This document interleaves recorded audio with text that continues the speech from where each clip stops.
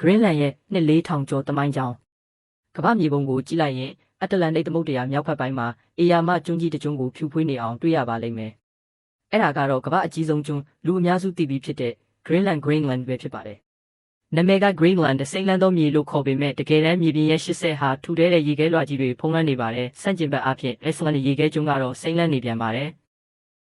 စတူရန်မိုင်ပေါင်း830တူညကျော်ကျယ်ဝန်းတဲ့ဒီကျွန်းကြီးမှာစုပေါင်းနေထိုင်သူက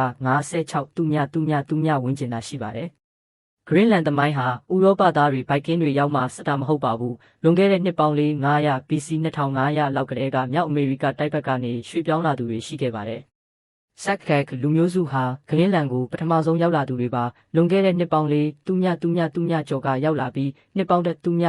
ညလောက်နေထိုင်ခဲ့ကြပါတယ်။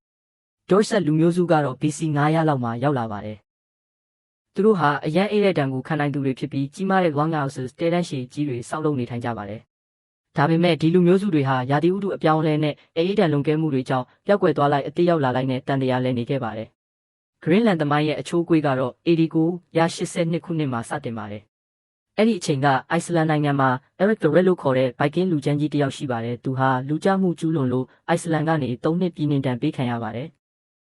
Erik ဟာအနောက်ဘက်ကိုရွတ်လွင့်သွားတဲ့အခါကုန်းမြေကြီးတစ်ခုကိုတွားတွေ့ပါတယ်။ကံကောင်းချင်တော့အဲ့ဒီအချိန်ကကဘာကြီးပူနွေးနေတဲ့ကာလဖြစ်နေလို့ Greenland ရဲ့ကမ်းရိုးတန်းတချို့မှာမြက်ခင်းစိမ့်လေးတွေပေါက်နေပါတယ်။3နှစ်ပြည့်လို့ Iceland ကိုပြန်ရောက်တဲ့အခါ Erik ကလူတွေကိုစီးရုံးပါတော့တယ်။ငါတွေ့ခဲ့တဲ့နေရာကအရန်တာရတယ်မြက်ခင်းတွေစိမ့်နေတာပဲဆိုပြီးလူတွေကိုဆွဲဆောင်ဖို့အတွက်အဲ့ဒီနေရာကို Greenland လို့နာမည်ပေးလိုက်ပါတယ်။ဒါဟာသမိုင်းမှာအအောင်မြင်ဆုံး marketing လို့ဆိုနိုင်ပါတယ်။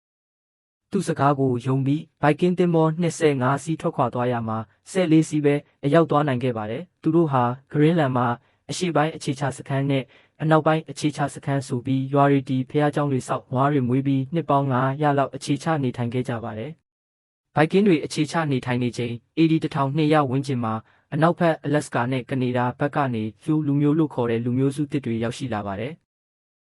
သူတို့ဟာယနေ့ခေတ်Greenlandမှာနေထိုင်ကြတဲ့လူမျိုးတွေရဲ့ဘိုးဘေးတွေဖြစ်ကြပါတယ်။ Viking တွေနဲ့မတူတာကသူတို့မှာအာတိတ်ဒေသနဲ့ကိုက်ညီတဲ့နည်းပညာတွေပါလာပါတယ်။ခွေးဆွဲဆုပ်ဖားတွေတိုက်ရိုက်ဖန်တီးထားတဲ့လှေငယ်တွေဝေလငါးဖမ်းနိုင်တဲ့လှေကြီး Unix တွေနဲ့လက်နက်ကိရိယာတွေပြည့်စုံပါတယ်။15ရာစုရောက်တဲ့အခါGreenlandမှာရှိတဲ့ Viking လူမျိုးတွေအားလုံးလုံးဝပျောက်ကွယ်သွားခဲ့ပါတယ်။ဘာကြောင့်ပျောက်သွားတယ်လဲဆိုတ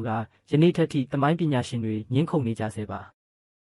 အဓိကအကြောင်းရင်းတွေကတော့ရာသီဥတုပြောင်းလဲခြင်းသူတို့ရဲ့အဓိကပို့ကုန်ဖြစ်တဲ့ပင်လယ်ဖြန့်ဆွဲဈေးကွက်ပြတ်သွားခြင်းInuitလူမျိုးတွေနဲ့တိုက်ခိုက်ရခြင်းနဲ့ဥရောပနဲ့အဆက်အသွယ်ပြတ်ခြင်းစတာတွေဖြစ်နိုင်ပါတယ်။ Viking တွေပျောက်သွားတဲ့အခါGreenlandဟာInuitလူမျိုးတွေရဲ့လက်ထဲမှာပဲနှစ်ပေါင်းများစွာကျန်ရစ်ခဲ့ပါတယ်။1920ခုနှစ်မှာနော်ဝေဒိန်းမတ်သာသနာပြုကန်စီကြီးဟာ Greenland ကိုရွတ်လွင့်လာပါတယ်။သူ့ရည်ရွယ်ချက်ကပျောက်ဆုံးသွားတဲ့ Viking တွေကိုရှာဖွေပြီးခရစ်ယာန်ဘာသာ Protestant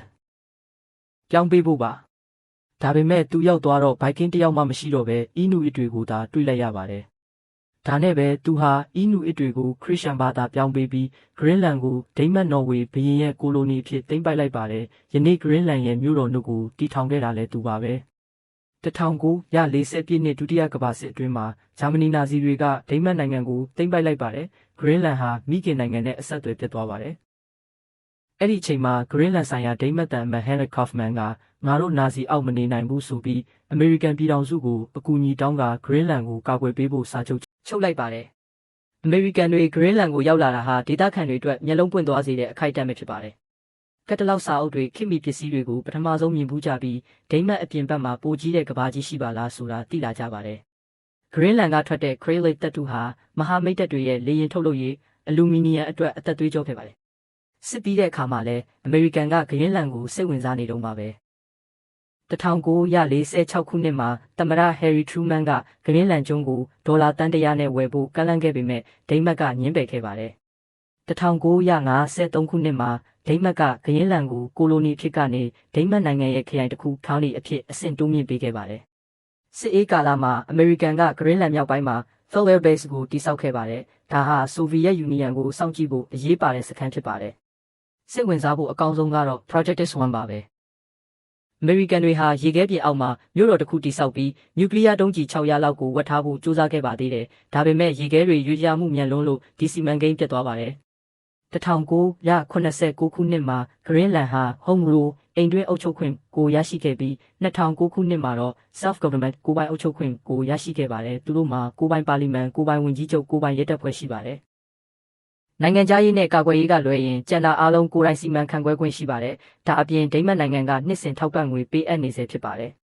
2019ခုနှစ်မှာအမေရိကန်သမ္မတဒေါ်နယ်ထရန့်က Greenland ကိုဝယ်ချင်တယ်လို့ပြောခဲ့ပူပါသေးတယ်။ Greenland ဝန်ကြီးချုပ်ကကျွန်တော်တို့ကရောင်းကုန်မဟုတ်ပါဘူးလို့ပြက်ပြက်သားသားညင်းဆိုခဲ့ပါတယ်။ယနေ့ Greenland ကျွန်းဟာရာသီဥတုပြောင်းလဲမှုရဲ့ရှေ့တန်းမျက်နှာစာဖြစ်နေပါတယ်။ရေခဲတွေအကြီးပြောလာတာနဲ့အမျှရေနံ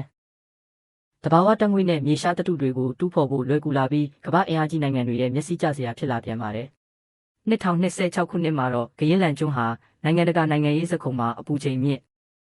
ဆုံးနေရတစ်ခုဖြစ်လာနေပါတယ်။အဓိကအကြောင်းရင်းကတော့အမေရိကန်သမ္မတဒေါ်နယ်ထရန့်ကဂရင်းလန်ကိုအမေရိကန်ပိုင်နက်အဖြစ်ရယူဖို့ဒုတိယအကြိမ်ပြင်းပြင်းထန်ထန်ပြန်လည်ကြိုးပမ်းလာလို့ပါပဲ။သမ္မတထရန့်ကရုရှားနဲ့တရုတ်ရဲ့ဩဇာလွှမ်းမိုးမှုကိုတားဆီးဖို့ဂရင်းလန်ကိုမဖြစ်မနေလိုအပ်တယ်လို့ပြောကြားခဲ့ပြီးအိမ်ဖြူတော်ကလည်းနယ်မြေရယူဖို့အတွက်စီးရေးအရာအင်အားသုံးခြင်းဟာရွေးချယ်စရာတစ်ခုဖြစ်ကြောင်းသတိပေးထားပါတယ်။အခြေအနေဘယ်လောက်တင်းမာနေတယ်လဲဆိုရင်ဒိန်းမတ်ကာကွယ်ရေးဝန်ကြီးဌာနက1952ခုနှစ်ကတည်းကရှိခဲ့တဲ့စစ်ဘက်ဆိုင်ရာအမိန့်တစ်ခုကိုပြည်သူတွေကိုပြန်သတိပေးလိုက်ပါတယ်။အဲ့ဒီအမိန့်ကတော့နိုင်ငံခြားတပ်ဖွဲ့တွေကျူးကျော်လာရင်အထက်အမိန့်စောင့်စရာမလိုပဲချက်ချင်းပစ်ခတ်တိုက်ခိုက်ရမယ်ဆိုတဲ့အမိန့်ပဲဖြစ်ပါတယ်။ Greenland ဝန်ကြီးချုပ် Jens Frederik Nielsen ကလည်းငါတို့ကိုနယ်မြေသိမ်းမယ်ဆိုတဲ့စိတ်ကူးရင်အိမ်မက်တွေမက်နေတာရက်လိုက်တော့လို့ပြင်းပြင်းထန်ထန်တုံ့ပြန်ခဲ့ပါတယ်။